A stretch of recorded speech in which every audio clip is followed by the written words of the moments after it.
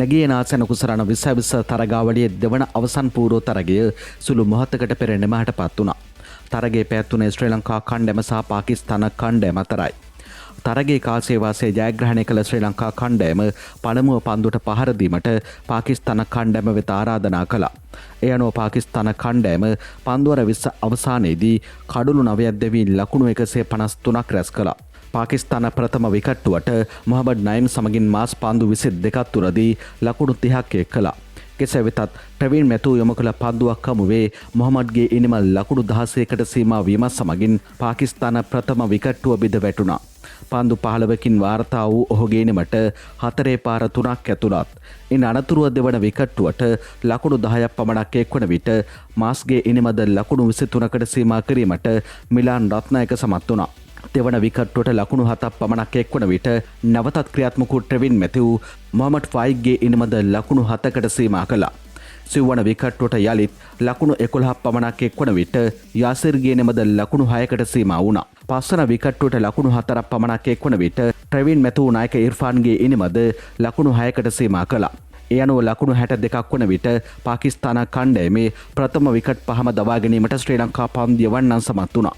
කෙසේ වෙතත් ඉන් අනතුරුව 6 වන විකට්ටුවට ගාසේ සමගින් සාත් පන්දු 44කදී ලකුණු 45ක සබඳතාවක් පිහිටුවමින් පාකිස්තාන කණ්ඩායමේ කඩා වැටීම මගහරවා ගැනීමට සමත් වුණා. කෙසේ වෙතත් නායක වෙල්ලාලගේ යොමු කළ පන්දුවක් හමුවේ සාත්ගේ ඉනම ලකුණු 22කට සීමා වීමත් සමගින් එම සබඳතාවද බිඳ වැටුණා. පන්දු 22ක් තුලදී වාර්තා වූ ඔහුගේ ඉනිමට 4 පාර 3ක් ඇතුළත්. 7 වන විකට්ටුවට ගාසි සමගින් සාහිත් පන්දු 12කදී ලකුණු 18ක් එක් කළා. සාහිත් ලකුණු 7යි. 8 වන විකට්ටුවට ගාසි සමගින් අහමඩ් ඩැනියෙල් පන්දු 12කදී ලකුණු 24ක් එක් කළා. ප්‍රමෝද් මදුසාන් යොමු කළ පන්දුවක් හමුවේ අහමඩ්ගේ ඉනිම ලකුණු 22කට සීමා වුණා. පන්දු 8කින් වාර්තා වූ ඔහුගේ ඉනිමට 6 පහර 3ක් ඇතුළත්. ගාසි පන්දු 36කදී නොදවී ලකුණු 39ක් රැස් කළා. 4 පාර 2ක් සහ 6 පහර 1ක් ඔහුගේ ඉනිමට ඇතුළත්. පාකිස්තාන කණ්ඩායම ලකුණු ලබා ගැනීමේදී පළමු පන්දුවර 5 තුලදී ලකුණු 47ක් රැස් කළා. පවර් ප්ලේ පන්දුවර 6 තුලදී ලකුණු 55ක් රැස් කළා. පන්දුවර 10ක් වන විට ලකුණු 72ක් රැස් කළා. පන්දුවර 15ක් වන විට ලකුණු 108ක් රැස් කළා. පන්දුවර 18ක් වන විට ලකුණු 130ක් රැස් කළා. පාකිස්තාන කණ්ඩායමේ කඩුළු බිඳ වැටීම දෙස බැලීමේදී පළවැන්න 30දී දෙවැන්න 40දී තෙවැන්න 47දී සිව්වැන්න 58දී පස්වැන්න 62දී බිඳ වැටුණා.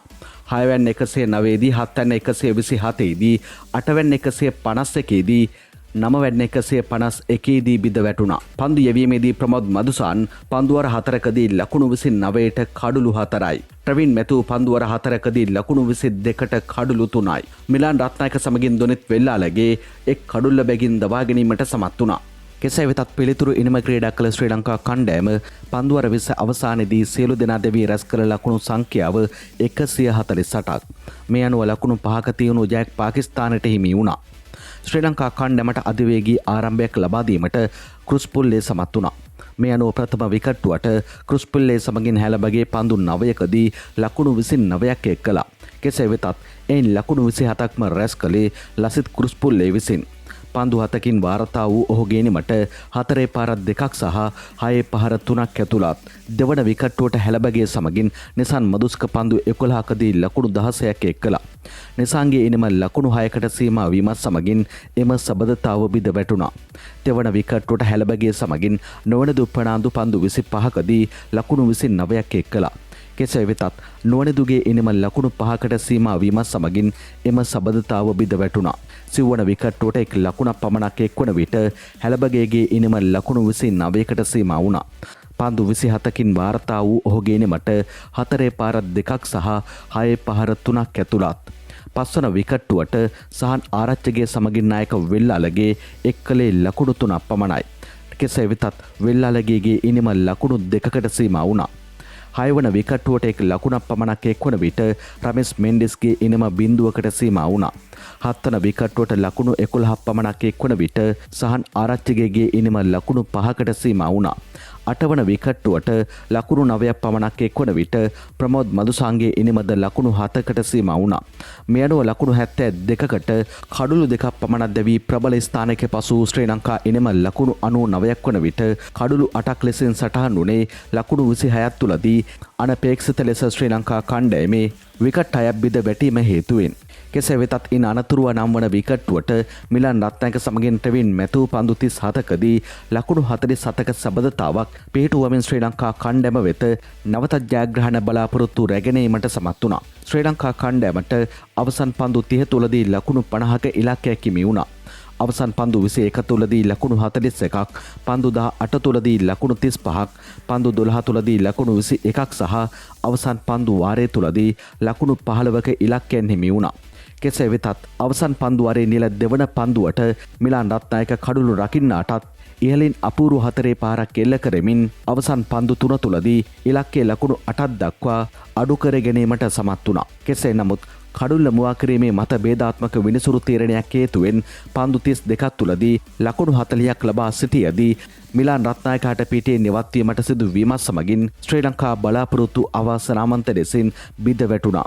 එහිදී මිලාන්ගේ පාදයේ ස්පර්ශ වූ පන්දුව පිට ඉන්නෙන් ඉවතට ඇදී යන පන්දුවක් බව පැහැදිලි ලෙස පෙනී ගියා. කෙසේ වෙතත් දුර්වල විනිසුරු තීරණය ශ්‍රී ලංකා අවසන් බලාපොරොත්තු සොරා ගැනීමට සමත් වුණා.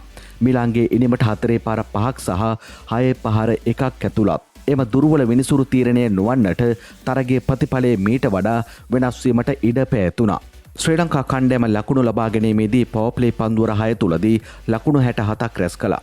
පන්දුවර 10ක් වන විට ලකුණු 80ක්, පන්දුවර 15ක් වන විට ලකුණු 104ක් රැස් කළා. පන්දුවර 18ක් වන විට ලකුණු 133ක් රැස් කළා. ශ්‍රී ලංකා කණ්ඩායමේ කඩුළු බිඳ වැටීම දෙස බැලීමේදී පළවැන්න 29දී, දෙවැන්න 45දී, තෙවැන්න 74දී, සිව්වැන්න 75දී, පස්වැන්න 78දී, හයවැන්න 79දී, හත්වැන්න 90දී, අටවැන්න 99දී සහ නවවැන්න 146දී බිඳ වැටුණා.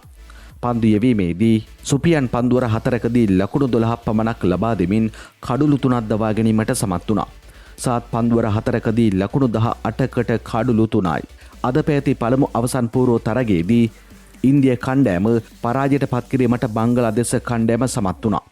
මේ අනුව පාකිස්තානය සහ බංගලාදේශය අවසන් මහා තරගයේදී ඉරිදා දිනේදී හමු වීමට නියමිතයි. පැයම් පැය අලුත් වෙන දෙස් විදෙස් ක්‍රිකට් පිටියේ අලුත්ම ක්‍රිකට් තොරතුරු ඉදිරියටත් දැන ගැනීමට නම් ක්‍රිකට් ලෝකයා YouTube නාලිකාව සබස්ක්‍රයිබ් කර බෙල් සලකුණ ක්ලික් කරන්න.